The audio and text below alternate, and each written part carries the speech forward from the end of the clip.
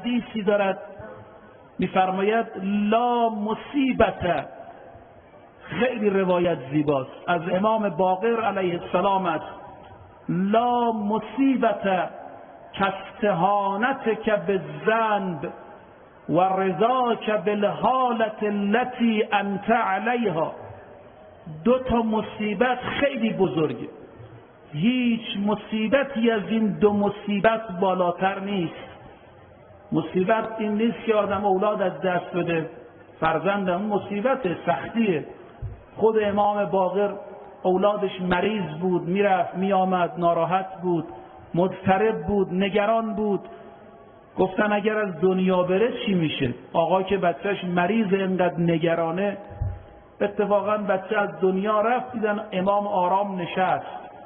گفتن آقا چی شد؟ فرمود ما اهل بیت قبل از مصیبت تلاش میکنیم پیش نیاد. انا اهل البیت نجزع قبل المصیبه. قبل از مصیبه آدم وظیفشه، سرطان داره، طرف هر مریضی داره، نباید مایوس بشه، باید تلاش کنه شاید خوب بشه. اما و اذا وقعت، وقتی مصیبت واقع شد نصبر، دیگه صبر میکنه، دیگه تحمل میکنه. آقا امام باقر در مصیبت اولاد اینطور بود. اما این مصیبت چیه که میفرماید چیزی و مصیبتی از این سخت‌تر نیست. دو تا مصیبت هست، خیلی بالاست.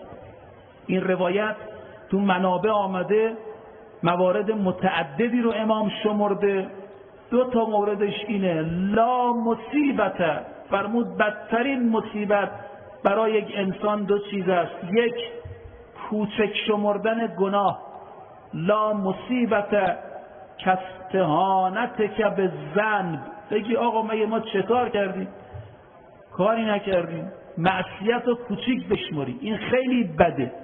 معصومین ما که هیچ خللی در زندگیشون نبود، شما دعای کمیل حضرت امیر رو که امشب میخوانید ببینید چطور از معصیت ناکرده امام امیرالمومنین اشک میریزه، آموزش میده به ما که اینطور با خدا مناجات کنید.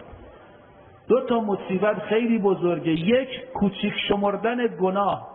روایت هم داریم اگر کسی گناه رو کوچیک شمرد، جرأت بر ارتکاب گناه درش بیشتر میشه. اینایی که بهش میگه آقا نخور مال مردمو، میگه آقا میلیاردی میخورن، حالا ما هم یک کمیشو بخور. آقا نگو، دروغ نگو، دروغای بزرگ میگن پیش من، دروغ من، یعنی هی نگاه میکنن به اونایی که گناهای بزرگتر انجام میدن. او انفسکم و اهلیکم، تو خودتو نگاه کن.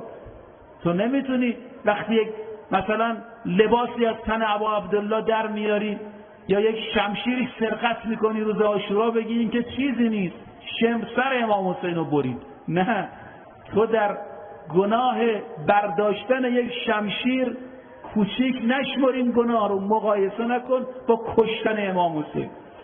گناه در جای خودش بزرگه. فرمود دو تا مصیبت عظیمه، یکی گناه رو کوچیک شمردن و دوم راضی بودن به حالتی که آدم داره.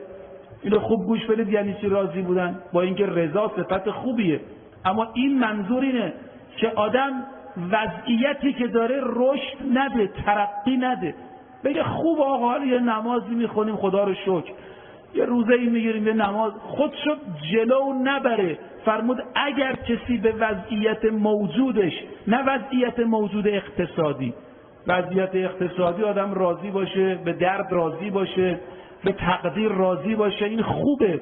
به وضعیت عبادی راضی نباش، بگو این چه نمازی من میخونم، باید بیشتر بهتر بخونم، این چه روزه‌ای من میگیرم، چرا تو درس من ضعیفم، چرا دیگران به جایی رسیدن من نرسیدم.